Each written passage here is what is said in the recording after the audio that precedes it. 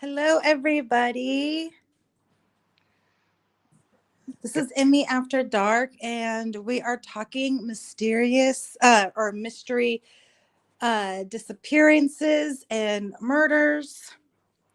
And Gareth, you've got some of your own, and I have a couple, and I have a an interesting personal story.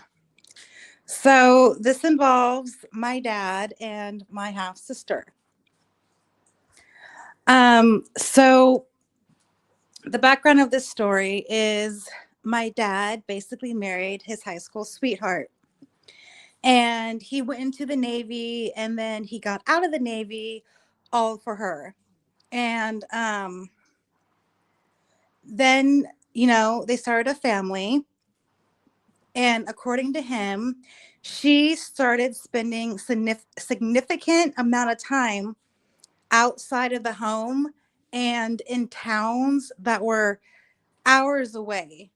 And it got to the point where it was like sometimes he didn't see her for days, allegedly, per my dad. And it got to a point where they just ended up divorcing. And he had a suspicion of substance abuse on her part, his wife's part, and he was worried about their daughter.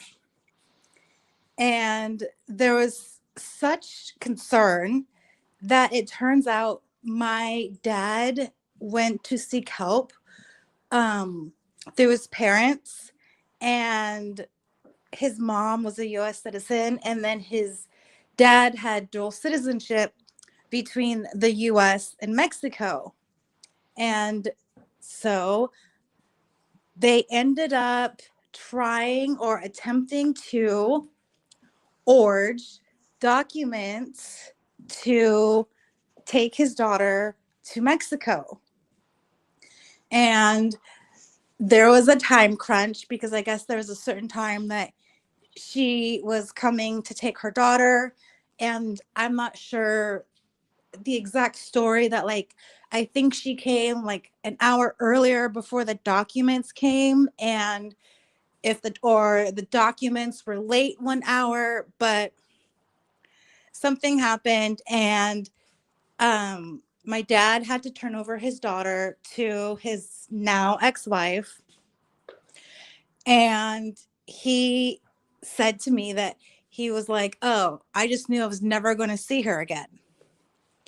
And then they disappear. There's no contact. No one knows what's going on. It's rumored that, she moved out of state, whatever. So he went to the local child support office and said, I want to pay child support. Because I guess he knew if he paid child support, he would have parental rights or at least visitation. And I guess the office person was like, you are the first person or the first man to walk in here and ask to pay child support.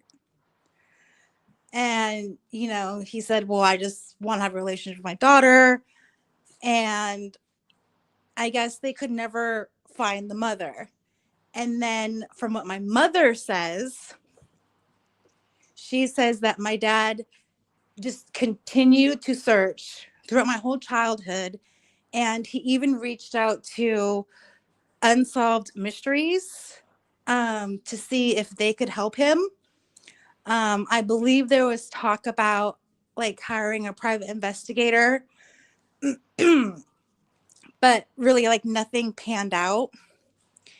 And so before I went into the military, I just happened to like Google like the white pages, and I put in a name and a city that my dad had always talked about, and I got a phone number and I called it and had asked for the mom. I didn't ask for my half sister. Um, and the response was like, "Oh, she passed away. If you're a creditor, da da da da da, leave your information."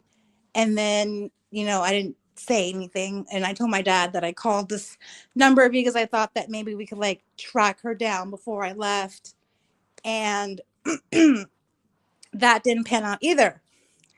So then a few years later, I was set to deploy and I went onto Facebook and I typed in her name and one profile popped up. And then I sent a message and I said, "Hey, I'm the daughter of this person. I think you're my half sister. Do you have a father named such and such? He's been looking for you. Here's his information. Like, here's information if you want to contact him." I sent it off. And then I got a reply, and it was her. And so I passed all of this off to my dad. And he was like, "Well, how did you find her?" And I was like, "She was the only name in Facebook. And she's also in the same town that you thought she moved to." And it turns out that there was a reason for great concern. So that's kind of sad to know that, she led a very traumatic life. But yeah, that's how my missing half sister was found. Yeah, to that or the go down the genetic side of it, and you find out via the genetic links these days. Yeah. But you know it's kind of funny. You mentioned the white pages as that is your thing for looking up people's name. Over Yeah. here, in Australia, our white pages is for businesses, but the yellow pages is for their personal phone numbers and stuff like that. Oh, it's flipped. That's cool. Yeah, I just that's just one of the bizarre things of Australia. But then again, we're down under, so of course we're going to flip things and do it the opposite way. Yeah, I noticed that when I was there. I did have to flush a toilet just to see if it was true or not. Yeah. It's that's because of the Coriolis effect, okay? Where everybody knows that because of the Simpsons. I mean, jeez. Also, on the DNA thing, my dad is actually adopted, and he is actually adopted. Um, his birth mom is Native American. And I guess here in the US, there's a law that says you cannot adopt Native Americans. And so I guess what ended up happening is this Native American woman ended up having my dad at the age of 16 with someone who was not Native American. I think he was like Spanish and Italian or something like that. And so when she gave birth, the doctor that delivered that baby adopted him. And that was the husband of my abuelita, my grandmother. And I, so I when my dad was growing up, his mom would say, "If you don't behave, the Indians are going to come and get you." And you know there's what no record of anything that there was an adoption. But he did I find his birth family through the 23andMe. I find that weird that like America doesn't allow you to adopt American Indians, but over here we went the opposite way. We committed genocide on freaking the Aboriginals, and it's like, well, we're going to take all your kids, adopt them out. Those that have got white blood will go to white families and um, whatnot. And yeah, even now there's still issues. Like I know you guys have the issues of the slavery thing with repatriation. Like the same thing is going on over here. It's like if we didn't commit the crime, why the hell should we pay for the thing? And like 90% of the people who are alive today were never slaves, never stolen, never whatever. They shouldn't be entitled to any compensation for what happened in the past. It's like, Okay, Australia's already admitted we did wrong. Okay, we apologise for that. There's nothing more we can really do beyond that except to go, hey, this is your country as well. Let's try and work towards a better future. It's so stupid. But the weird thing is, yeah, like I know on my side of the family, my grandfather's father was Aboriginal. Um, Apparently, he was one of the stolen generations, but it was never talked about because it was so hush hush, and it's still a very taboo topic to talk about with a lot of people. But that being said, my mother's being recognised as having Aboriginal blood. For some reason, she got my younger sisters and younger brothers and helped get my nieces and nephews all recognised. But me and my older brother, not so much. And now that half the Aboriginal places have closed down, trying to get our paperwork is damn near impossible. It's freaking stupid. But anyway, we should really get on with what we're thinking. Yeah, I know closely that America did some pretty horrific genocidal stuff. It's yeah. Okay, so I'm going to go to the one that means a lot to us Australians, and it's just celebrated. Okay, that's not really a term I should use, but it's just hit its 50-year mark. Um,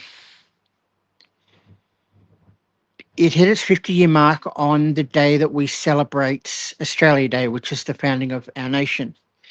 Um, so this is the disappearance of the Beaumont children.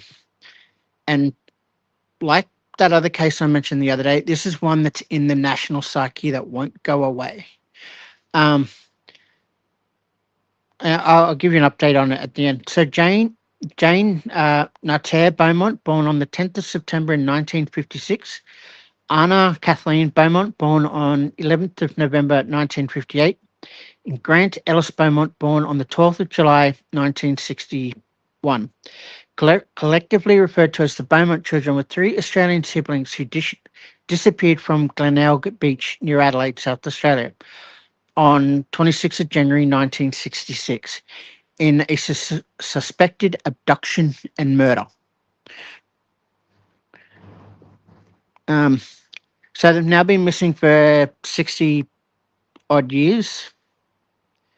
So police investigations revealed that on the day of the disappearance, several witnesses had seen the children on or near Glenelg Beach in the company of a tall man with a fairish to light brown hair and a thin face with a suntanned complexion and medium build. In his mid-30s, confirmed sightings of the children occurred at the Coley Reserve and the Wenzel's Cake Shop on Mosley Street, Glenelg. Despite numerous searches, neither the children nor the suspected companion were located. The case received worldwide attention and is credited with causing a change in the Australian lifestyle, since parents began to believe that the children can no longer be presumed to be safe when unsupervised in public. Police and media speculation has linked to the disappearance of the Adelaide Oval abductions of 1973, and interest in the case has continued for more than half a century. As of 2018, a $1 million reward has been offered for information related to the cold case by the South Australian government. So it said the children lived with their parents, Grant and Jim Beaumont, former serviceman and taxi driver, and Nancy Beaumont. The couple had married in December 1955. The family had resided at 109 Harding Street in Somerton Park, South Australia, a suburb of Adelaide, which is where also you get the Somerton man from. They lived not far from Glenelg Beach, a popular spot that the children often visited on January 25th, 1966, in the midst of a summer heat wave.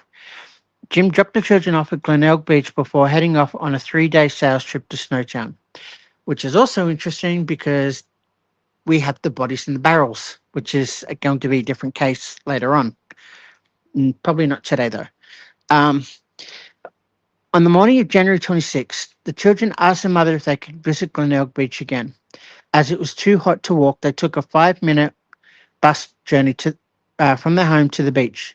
They caught the 8:45 a.m. and were expected to return at 12 noon bus. Nancy became worried, however, when they did not return on either the 12 or the 2 p.m. buses. When Jim returned home early from his trip around 3 p.m., he immediately drove to the crowded beach. Unable to locate the children, he returned and together both parents searched the streets and visited friends' houses around 5:30 p.m. They went to Glenelg Police Station to report the disappearance.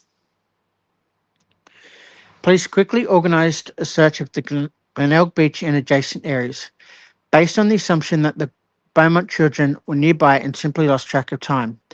They searched the then expanded sandhills, oceans, and nearby buildings, with the airport, rail lines, and interstate roads being monitored based on fear of an accident or a kidnap.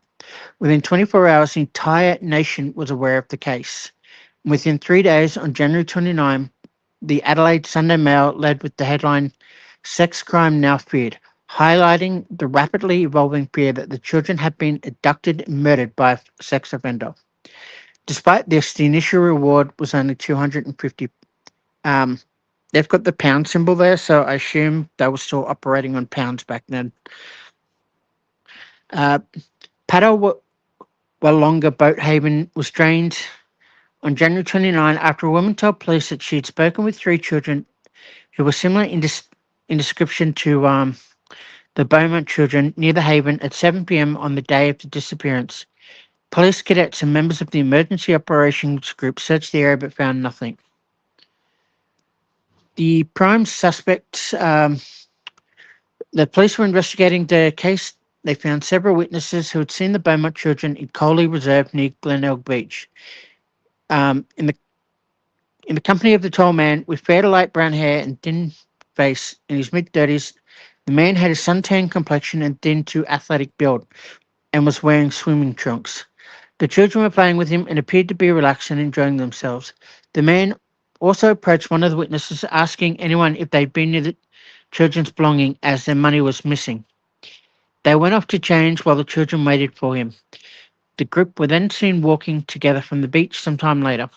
The police estimated this to be around 12:15. About 2.5 hours later, another witness, Miss Daphne Gregory, sighted the children with the man, who she observed carrying an airline bag similar to the one owned by Jane. The Beaumont parents described the children, particularly the eldest Jane, as shy. For them to be playing so confidently with the stranger seemed out of character. Investigators theorized that the children had perhaps met the man during a previous visit or visits and had grown to trust him. A chance remark at home, which seemed insignificant at the time, supports this theory. Anna had told her mother that Jane had got a boyfriend down on the beach. Nancy, though, thought she meant a playmate and took no further notice until the disappearance. A shopkeeper at the nearby Wenzel's Bakery on Moser Street reported that Jane had bought pastries and meat pie with a $1 note, or £1 note. Police reviewed this as further evidence that the Beaumont children had been with another person for two reasons. The shopkeeper knew the children well from previous visits and reported they never purchased a meat pie before, and the children's mother had only given them 6 shillings and sixpence, enough for the bus fare and lunch, and had not been £1. Police believed the money had been given to them by somebody else. There were other sightings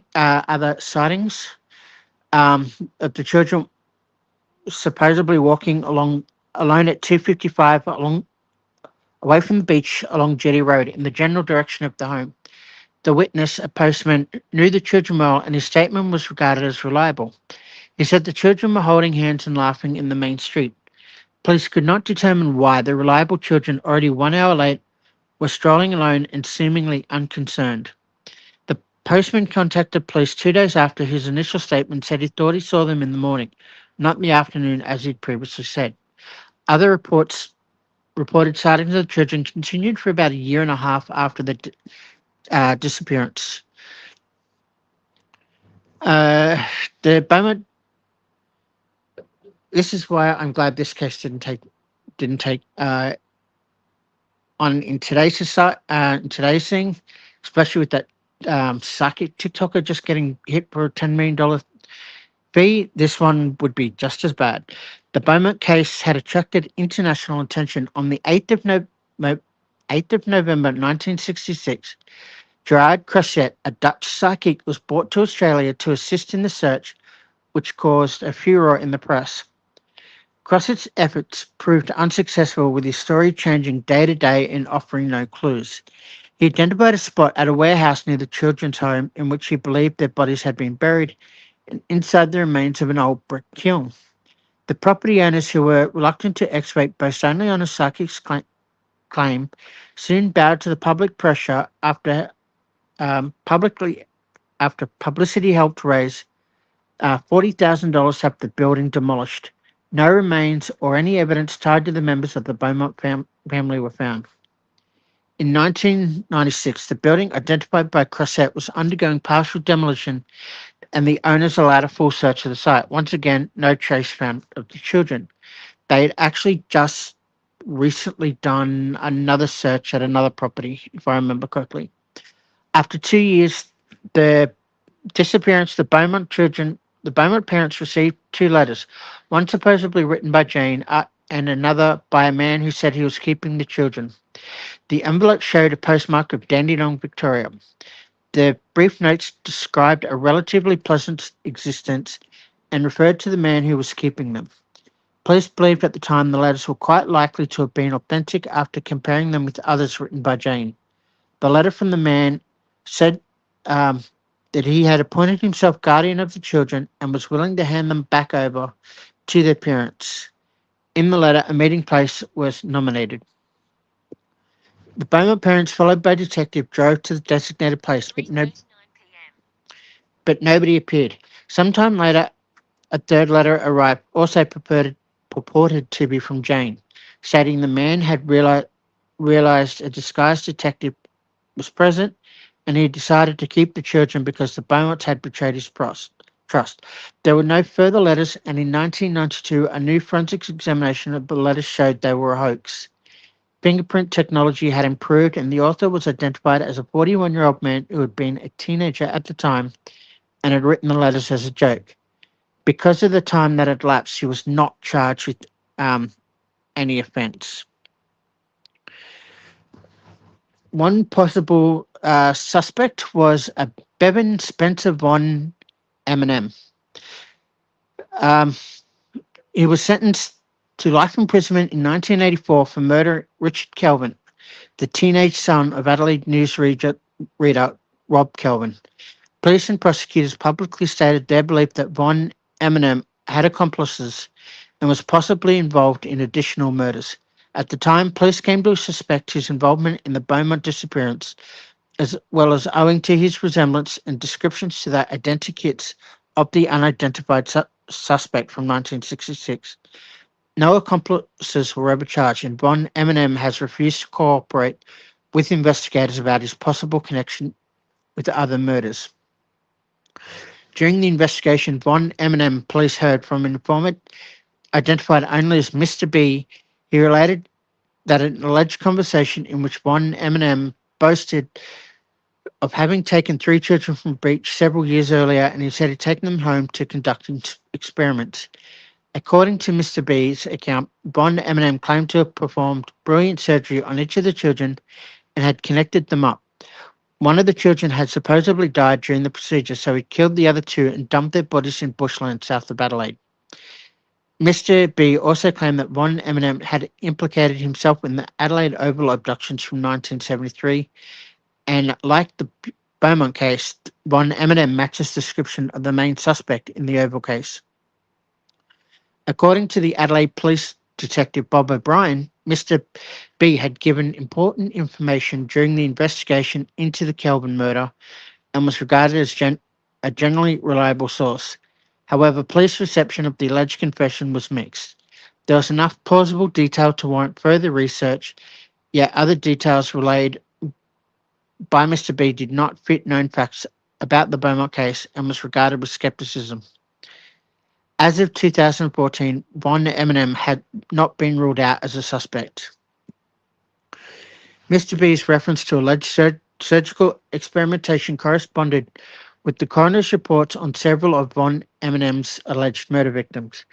However, while Von Eminem was known to frequented Glenelg Beach to perv on the changing rooms and was described as preoccupied with children, he was younger than the unidentified suspect, who was reported to be in his mid to late 30s, whereas Von Eminem was in his early 20s.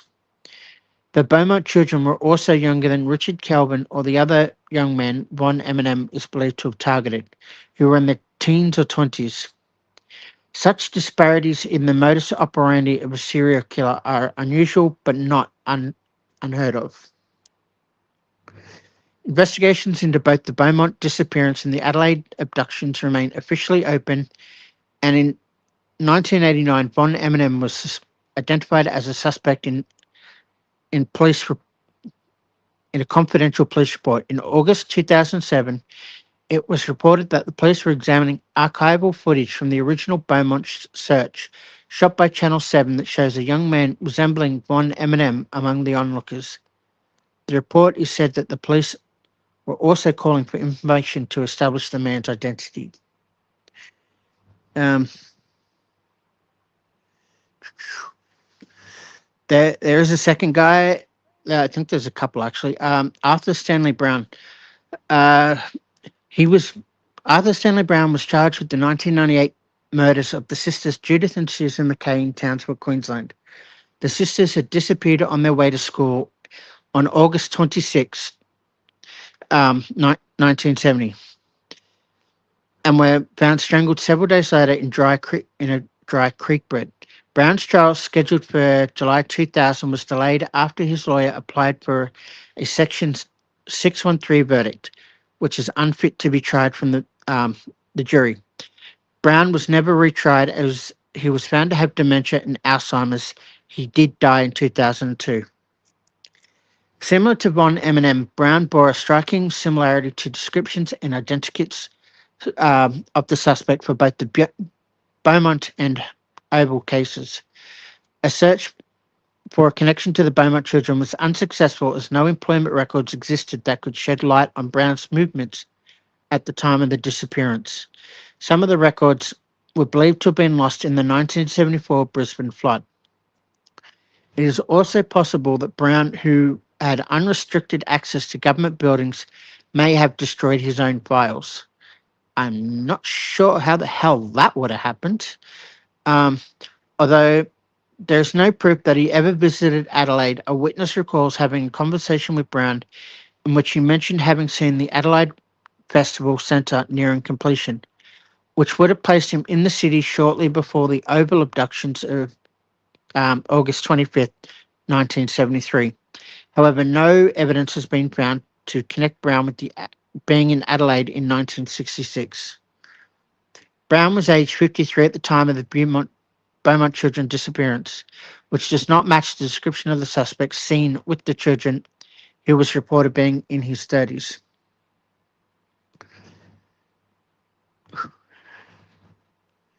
You got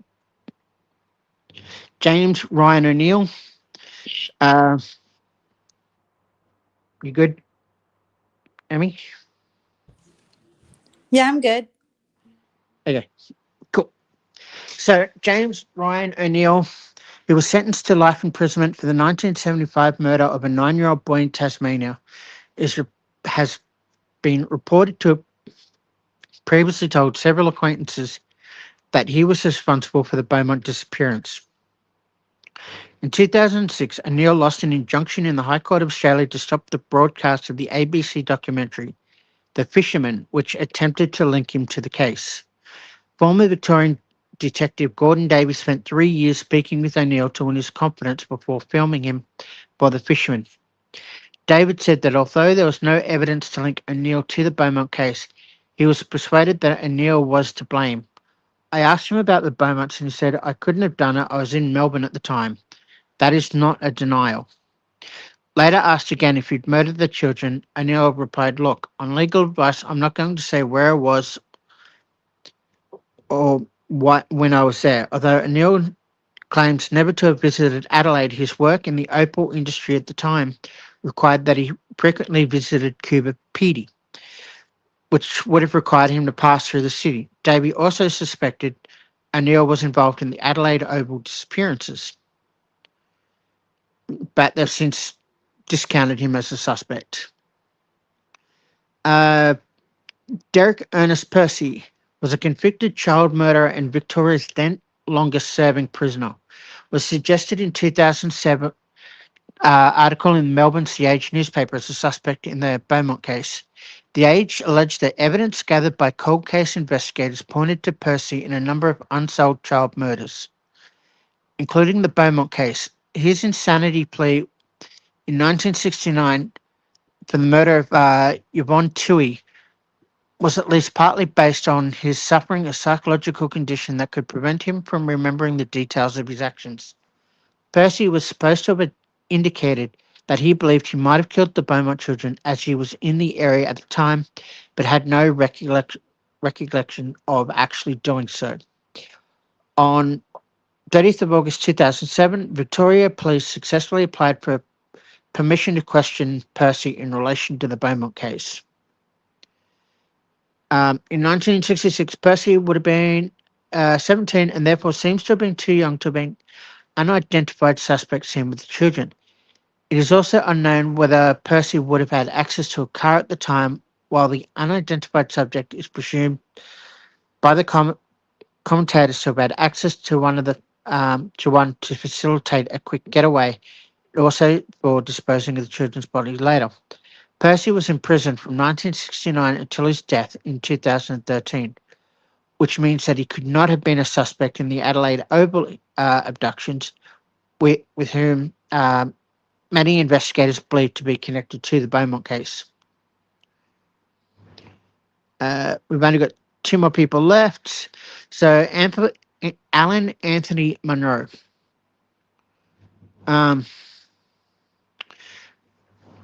It's also got Alan Maxwell McIntyre, who had himself been investigated by police and cleared of involvement in the Beaumont case, gave a second-hand account to the Adelaide Advertiser that a man he had known in 1966, who by 2015 was being sought in Southeast Asia in connection with child abuse incidents there, and had come to his home with the children's body in the boot of his car. McIntyre's children said that they and their father initially mistook Anna's body for that of a boy because of her short haircut. The man in question was later identified as businessman Alan Anthony Monroe, a former scoutmaster who had pleaded guilty to 10 child sex offences dating back to 1962. For these crimes, Monroe was sentenced to 10 years imprisonment with a non-parole period of 5 years and 5 months, making him eligible for release in 2022. In June 2017, the Adelaide police detectives were given a copy of a child's diary, written in 1966, which allegedly placed Monroe in the vicinity of Glenelg Beach at the time of the Beaumont children's disappearance. He was convicted of abusing several children, including one of McIntyre's sons, who was a contributor to the diary. Monroe had previously investigated by police, but no evidence has been found that he was involved in the Beaumont case. At this point, Harry Pitts, a local factory owner and then member of Adelaide social elites, came to the attention as a possible suspect after the publication of the book, The Satin Man, The Uncovering and the Mystery of the Missing Beaumont Children in 2013. The book did not name the identity of the Satin Man, but Phipps' estranged son, Hayden, named him soon after the book's publication. Phipps bore a substantial likeness to the identity of the man seen talking to the Beaumont children at Glenelg Beach. He was wealthy and known to be in the habit of giving out £1 notes, and later alleged to have been a pedophile and lived only 300 metres away from the beach on the corner of Augustus and Sussex Street.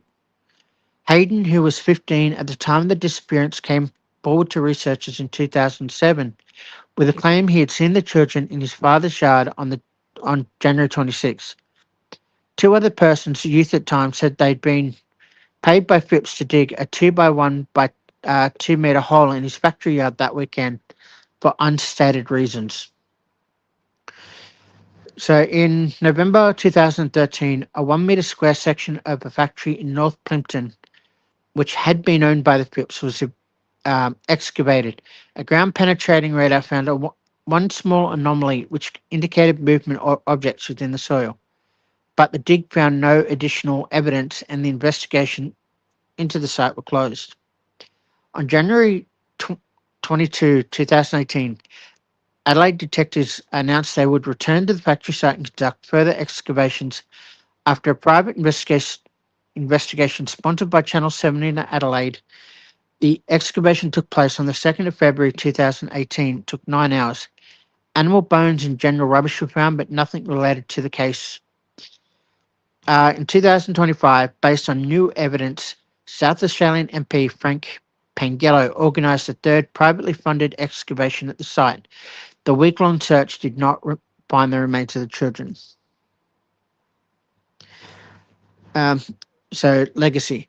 The Beaumont case resulted in the largest police investigation in Australian history and remains one of Australia's most infamous cold cases, even after many decades. In January 2018, the Premier of South Australia, Jay Weatherill, said that South Australian police have never given up on the case and have a policy that no murder investigation ends up in a closed file. The state government also continues to maintain a $1 million reward for information related to children's disappearing. The kidnapping is also viewed by many social commentators as a significant event in the evolution of Australian society, with a large number of people changing the way they supervise their children daily. At the time, it was never publicly suggested that the children should have not been allowed to travel unsupervised, or that their parents, where was I? Um, or that parents were in any way negligent simply because temporary Australian society took it for granted that this was safe and acceptable. However, this case, along with similar child-related crimes, such as the 1960 Graham Dawn kidnapping and the 1965 Wonder Beach murders, marked the end of an innocence of Australian life. I will be covering the Wonder Beach murders because that was in my stomping ground where I grew up. The regular and widespread attention given to the case is significant in Australian criminal history, and the fact that the mystery of their disappearance has never been explained and have led to the story being continually revisited by the media, new clues and leads are regularly reported to the media, and the case still regularly headline prints and broadcast media more than half a century on. At the time of the investigation, the Beaumont parents received widespread sympathy from the Australian public. They remained at the Somerton Park home. Nancy, in particular, held hope that the children would return, stating in interviews that it would be dreadful if the children returned home and did not find their parents waiting for them. Over the years, as new leads and new theories have emerged, the Beaumonts cooperated fully in exploring every possibility. Whether it was claims that the children had been abducted by a religious cult living variously in New Zealand, Melbourne, or Tasmania, or some clue that suggested a possible burial site for the children. They were devastated in 1990 when the newspapers computer-generated photographs of how the children might look as adults. The pictures published against their wishes caused a huge wave of public sympathy from the community, which was still sensitive to their pain. The couple later divorced and lived separately, having resolved to live their final years away from public attention that followed them from decades. They sold their Somerton Park home, and the South Australian Police remain informed on the couple's new address as the case remains open. The Beaumonts are reported to have accepted the truth of their children's disappearance may never be discovered. Nancy died in September 16th in 2019, and Grant died in 9th of April 2023. Yeah, Wow, I'm sad. as I said, it's one of those ones that really go and, as I said, destroyed a lot of things for a lot of Australians, but we still have disappearances happening now, but for some weird reason, it's there's only a handful that have ever stuck out so much in the Australian psyche that um, have changed things. Like, I'm not going to touch on Azaria Chamberlain because that one's still a hot mess. And then like you've recently got the Tyrell Williams, who I will cover as well. Um, yeah, it's just amazing that it's only a handful of these cases that have, like, especially regarding children, that have gone missing, that have really resonated. Like, there is another couple that I could touch on, like the case of um, uh, Mr. Cruel, for example.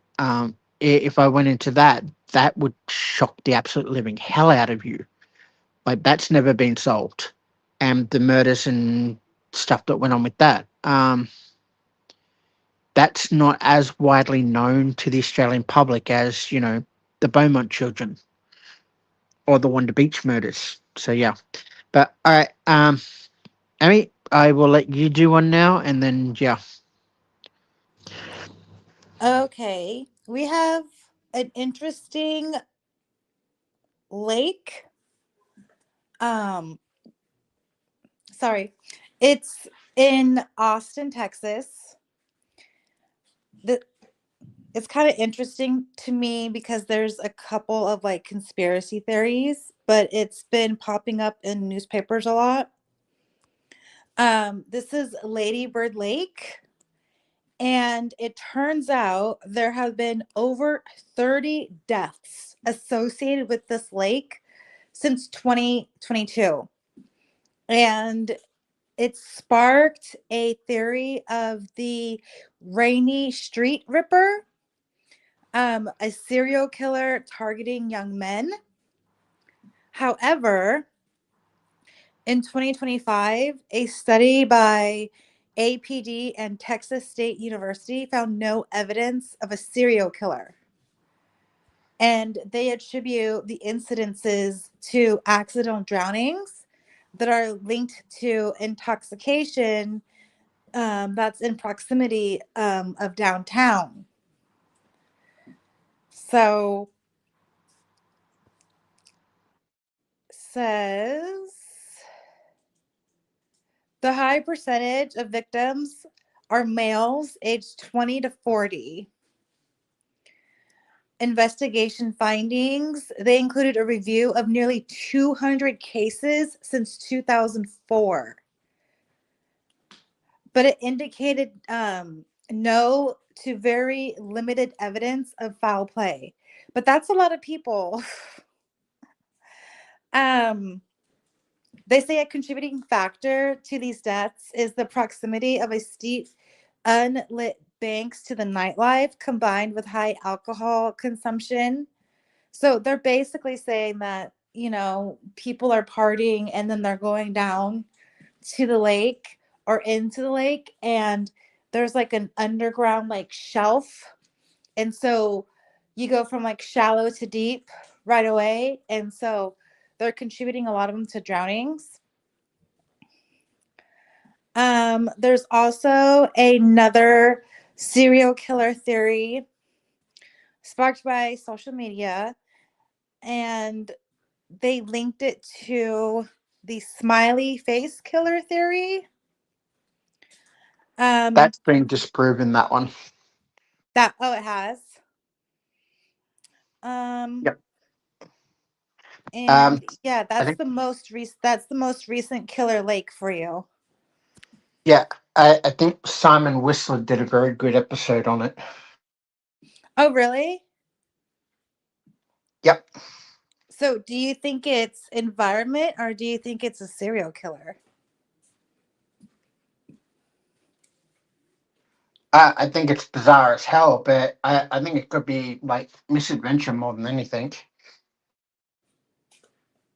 Yeah, that's what I think. I think it's, yeah. exactly what, um, you But it know, is kind of weird. You'd think if a place where people are dying in a relatively short distance, like the lake, you'd think they would try and block it off or something. that's very true. Mm, Especially but like you're running the risk and the liability with the city too, like someone would eventually take the opportunity to probably seek some sort of like compensation if they really wanted to also. So why wouldn't you put a gate or something to deter? yeah, like or fix up that shelf. So like surely they'd be able to drain that part of the lake and fix it so whatever's that underground shelf thing would be able to be fixed. Like we do that sort of work along our walls and stuff like that to make sure that injuries can't happen because the councils don't want to get their butts sued. Oh, that's interesting. I didn't know that. Yeah, Australia doesn't like lawsuits, so they try and fix it so they don't get sued all the time. Well, that makes sense. No, we can be very practical at times when we need to be, but we can also be highly stupid. But I think that's just the state of the world at the moment. No argument here. But seeing as how you brought up an interesting thing about people like what did you say, 200 people went missing? Yeah, 200. We have in one of the tourist hotspots of Australia. I think I've touched on this before. Um, the potential for a serial killer or serial killers to be active at the moment. Apparently, based on current information, there are no reports or evidence to support the claim that 67 women have been gone missing in Byron Bay.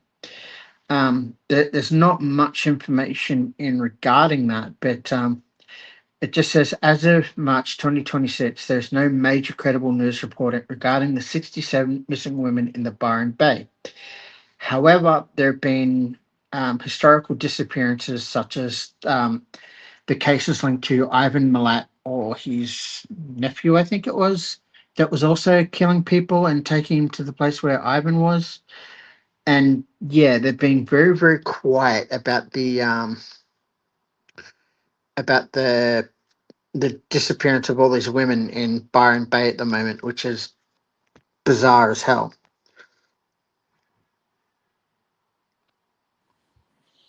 So what do you think is going on? Is it environment or is it serial killer? Well, I don't know. It's a really bad hotspot. I know.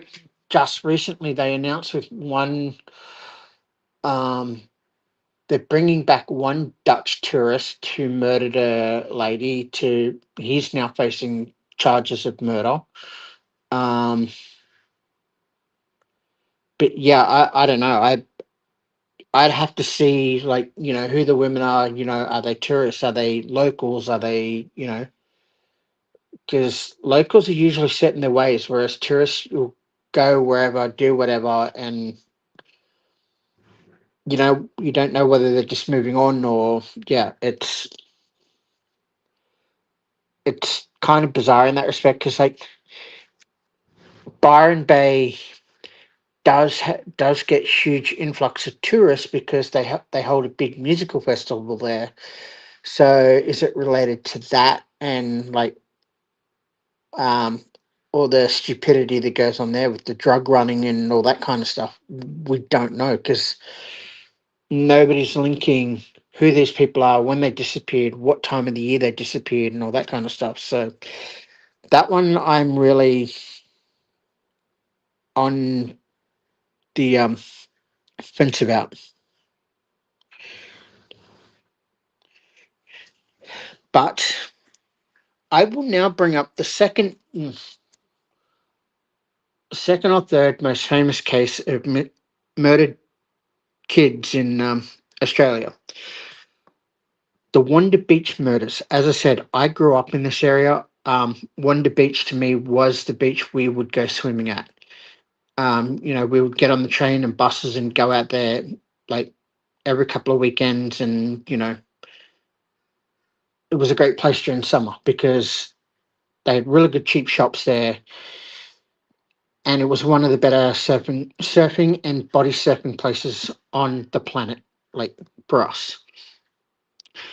So the Wonder Beach murders, also known simply as Wanda, are the unsolved murders of Marianne Schmidt and Christine Sharrock at the Wonder Beach near Cronulla in Sydney's um, New South Wales, Australia, on 11th of January 1965.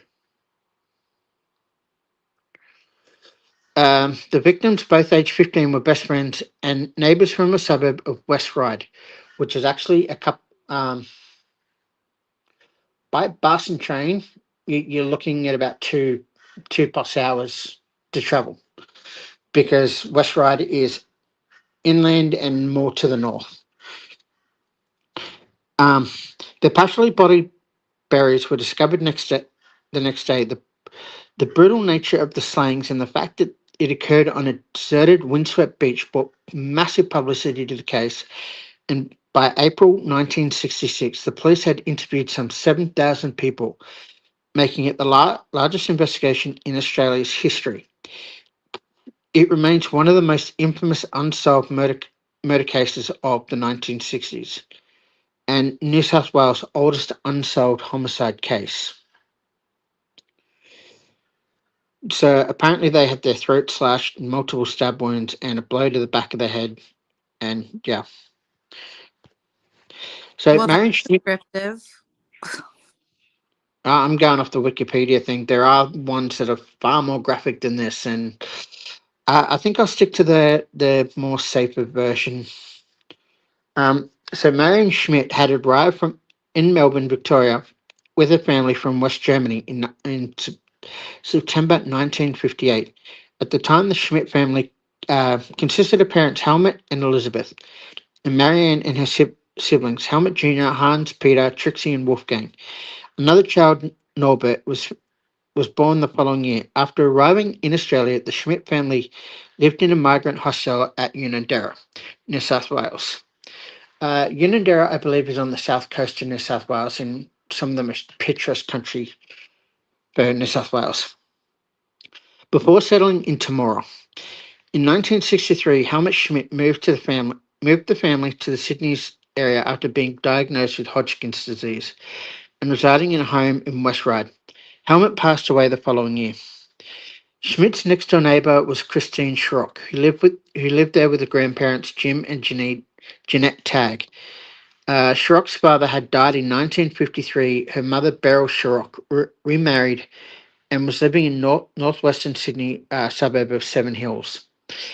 Schrock moved in with her grandparents by choice, and when the Schmidts had arrived next door, she developed a strong friendship with Marianne, who was the same age. It is not known why Schrock preferred to live with the grandparents and not her mother and stepfather. I'm pretty sure we could, come up with a few theories, but let's not. um, on January on January 1st, 1965, Schrock and Schmidt had visited the beach at Cronulla, which was a popular picnic spot for the Schmidt family. Diary entries read after the murders indicated that the girls had kissed some boys at the beach that day. The following day, the Schmidt children visited Cronulla again without Schrock. Meanwhile, Schmidt's mother had been admitted to hospital for a major operation, leaving Helmut Jr. and Marianne in charge of the household. On Saturday, the 9th of January, Schmidt and Schrock asked Schmidt's mother, who was still hospitalised, if they could take the younger children to Cronulla the next day and were given permission. However, rain prevented the trip. On Monday, the 11th of January, accompanied by Schmidt's four youngest siblings, the girls again set off by train for the Cronulla railway station after transferring at Redfern. They arrived at about 11 a.m., but it was very windy and the beach was closed. The group then walked down to the southern end of the beach and sheltered among the rocks. 8-year-old Wolfgang still wanted to swim, so Schmidt went with him to the shallow part of the surf away from the rocks. After returning to the group, they had a picnic, and at some point during this time, Schrock left the others and went off by herself. When Schrock returned to the group, they decided to go for a walk in the sandhills behind Wonder Beach. At around 1 p.m., the group had reached a point 400 meters beyond their Wonder Surf Club. They had stopped to take shelter behind a sandhill as younger children were complaining about their conditions. Schmidt told the younger siblings that she and Schrock would return to the rocky area at the south end of the beach, where they'd hidden their bags and then return to fetch the children and head home. Instead, however, the girls continued into the sandhill. When Peter told them they were going the wrong way, they laughed at him and walked on. The Schmidt children remained waiting behind the sandhill until 5 p.m., at which point they returned to collect the bag, including Schmidt's and Schrock's purses. They went home on the last train, arriving home at about 8 p.m. Schmidt and Schrock were reported missing at 8:30 p.m. by Schrock's grandmother. The next morning, on Tuesday the 12th of January, Peter Smith was taking his young nephews for a walk through the Wonder Beach sandhills, some distance from the Wonder Surf Club. He discovered what appeared to be a store mannequin buried face down in the sand. He brushed away the sand from the head and realized it was a body, and the police were called from the surf club. At this point, Smith believed he'd only found one body. When the murder scene was examined, Schmidt was found lying on her right side with the left leg bent. Schrock was face down, her head against the sole of Schmidt's left foot. Both had scratch marks on their faces from 34-meter or 37-yard long drag marks leading to the scene. Police determined that Schrock had fled, possibly while Schmidt was dying, only to have then been caught, incapacitated, and dragged back to the body of her friend. An intensive search was undertaken to find the murder weapons, a long knife and some sort of blunt instrument, but they'd never found. Tons of sand from around the murder scene was sifted through, and various items were found, including a blood-stained knife, but police were unable to link it to the murders. The autopsy of Schrock found a BAC of 0.015, but alcohol was not found in Schmidt's autopsy. It was also discovered that Schrock had consumed food, cabbage and celery, uh, most likely a Chico roll, which is kind of like uh, a Chico roll is equivalent to what you would call a spring roll, but tastier.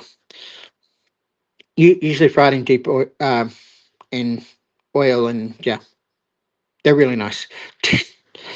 That was different from the rest of the party. It was suspected this occurred while she was alone. Schrock's skull had been fractured by a blow to the back of the head, and she'd been stabbed 14 times. Schmidt's throat had been deeply slashed, and she'd been stabbed 6 times. Their underwear had been cut, and attempts had been made to rope both the girls. Semen was found on both girls, but the autopsy showed their hymens were intact. Schmidt's brother Hans had viewed the photos of her body and said she's been stabbed 25 to 30 times. She'd almost been decapitated because of her throat had been cut so viciously. It was also during Schrock's absence that Wolfgang noticed a teenage boy hunting crabs. Later, he claimed to have seen the same boy twice more, once in the company of his sister and Schrock, and again sometime much later walking alone. There has been doubt about his description of this person, as Wolfgang's testimony over time variously suggested he had a homemade spear gun, fishing knife, or both. The last sighting of the girls was around 12:45 by local fireman Dennis Dostine, who was walking the area with his son and saw the girls walking about 800 yards north of the surf club. Dostine told the police that they seemed to be hurrying, with one of the girls often looked behind her as if they were being followed. He didn't see anyone else. There have been a number of people seen in the area who were never identified and never came forward. The funerals for Schmidt and Schrock were held on the 20th of January after a £10,000 reward was posted in February, later converted to $20,000 in 1966, which stood unchanged as of 2002. In April 1966, the coroner handed down his report, by which time police had interviewed some 7,000 people, making it the largest investigation in Australia's history. Despite this, the murders quickly became a cold case, and none of the three main suspects fit the description of the surfer youth who has never been identified. The case was reopened in 2000, and in February 2012, the New South Wales Police Force cold case announced that weak male DNA sample from the extracted pair from the white shorts worn by Sherrock. While admitting that current technology was unable to provide more information, police were confident that future advances would give more assistance, which I would think, given the state of technology now would be the time to test it because they can do genome testing and really narrow the information down. In July 2014, police said that a sample had been taken from Schmidt's body, had been lost, and it could not be located despite an extensive search. Um, That I am just. Ugh. I'm gobsmacked at that one too. That like Cronulla. I know you guys are corrupt and idiotic sometimes, but god damn, get your act together. Um, so Sec Johnson, a former detective who had investigated the murders, was given a painting in 1975 by Alan Bassett, who had been jailed for the brutal rape and murder of Carolyn Orphan in Wollongong on the 11th of June 1966. Bassett's painting, titled A Bloody Awful Thing, shows an abstract landscape. Johnson believed the painting showed blood trails, a broken knife blade, and a body of a victim, and became convinced that Bassett was the Wonder Beach killer. He also became convinced that the painting showed a scene from the murders that only the killer would know, as well as clues to the also unsolved murders of Wilhelmina Kruger and Anna Toskayoya Dalenkoa. Despite the skepticism of the other detectives, Johnson wrote a book about the case. However, before it could be published, he was killed in an accident. Other detectives, while retaining professional respect for Johnson, concluded he was wrong in his belief.